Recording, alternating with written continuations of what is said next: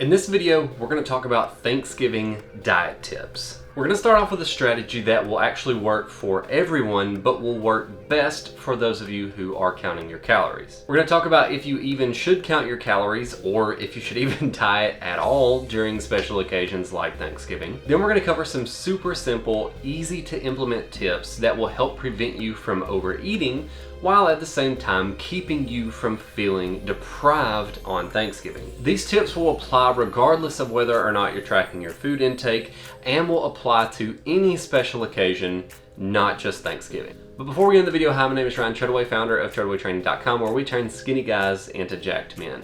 If you want more information on body transforming, training, and nutrition topics every Sunday, consider subscribing. If I were to tell you to just eat less on Thanksgiving, that advice would just go in one ear and right out the other. So rather than telling you to eat less on Thanksgiving, what I'm actually going to do is I'm going to help you enjoy yourself on Thanksgiving, while at the same time not setting yourself back in your fat loss progress. The first strategy will work whether or not you're tracking your macro intake or your calorie intake.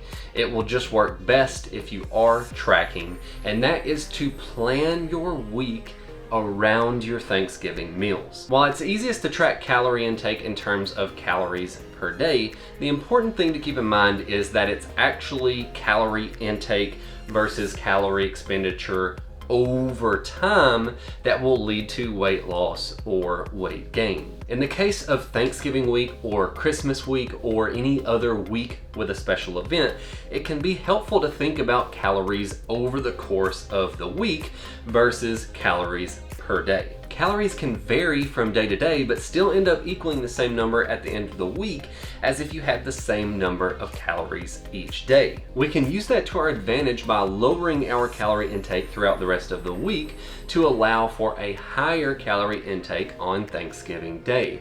In other words, we're borrowing calories from other days of the week and adding those calories to Thanksgiving. Let's look at two possible scenarios. In our first example, let's say that we have a female who is dieting on 1,400 calories per day and has one Thanksgiving event to attend. She could borrow 100 calories from each of the other 6 days of the week, which would be 600 calories total, and add those 600 calories to Thanksgiving Day, which would allow her to eat 2,000 calories on Thanksgiving. If we stick with the same individual, but say she wanted to indulge herself just a little bit more on Thanksgiving, she could borrow 200 calories from each of the other 6 days of the week, and that would give 1,200 calories to add to Thanksgiving, allowing her to eat 2,600 calories on Thanksgiving. In both of these examples, she's still hitting the same number of total calories at the end of the week as if she had just stuck with her typical 1,400 calories per day. And if you had more than one Thanksgiving event to attend in the same week, you could simply borrow calories from the other 5 days of the week and divide those extra calories over the course of those 2 days instead of one. And I wouldn't recommend ever borrowing more than 20% of the calories from any particular day to add to another day, because that sets up a bad mentality of skimping on some days so that you can gorge yourself on others. And as I mentioned before, this strategy does work even if you aren't tracking your intake. Just simply eat a little bit less on the other days of the week so that you can eat a little bit more on Thanksgiving. And also keep in mind that you're going to be doing a lot of estimating on Thanksgiving, because it's going to be impossible to follow all of your different family members around in their kitchens and measure all of the different ingredients that they're using in their individual recipes. If you are logging your calories or macros for the foods that you're having to estimate, use a 20% buffer. Find the entry that seems the most accurate in MyFitnessPal and simply enter 1.2 servings for each serving you actually ate. Since you're having to estimate, it would be better to overestimate the number of calories that you consumed versus underestimate. And this leads to the question of, should you track your intake during special occasions like Thanksgiving at all? In my opinion, there are 3 scenarios where you should track your intake. 1, you have some type of competition coming up where you have to have a certain appearance or meet a certain weight class, such as a bodybuilding show or a powerlifting competition. 2, you have a deadline to meet your goal appearance, such as a wedding or a reunion or some type of trip. 3, you have a tendency to go off the rails if you don't track. If you don't fall into one of these categories, you're probably fine to not track and just enjoy your Thanksgiving meal. There's also the question of if you should even diet at all during special occasions. The answer here is basically the same. If you have a goal with a short deadline coming up, then you don't really have much of a choice. But if that isn't you, it's probably best just to enjoy the occasion and not stress yourself out trying to diet through the occasion. Regardless of whether you're trying to continue to lose weight through the holidays, or you're just trying to maintain the progress that you've already made, or you're tracking your intake or you're not tracking your intake, these tips will help. 1, prioritize lean meats such as turkey or ham. Lean meats contain fewer calories than most of the other options that will be on the table, and they're more filling, which will help you to be more satisfied while also consuming fewer calories, which is a win-win. 2, prioritize grilled, boiled, or steamed vegetables. Vegetables, particularly green vegetables, contain even fewer calories and will also be very filling. 3, drink more water or diet soda. The stomach has stretch receptors which tell the brain when we're full.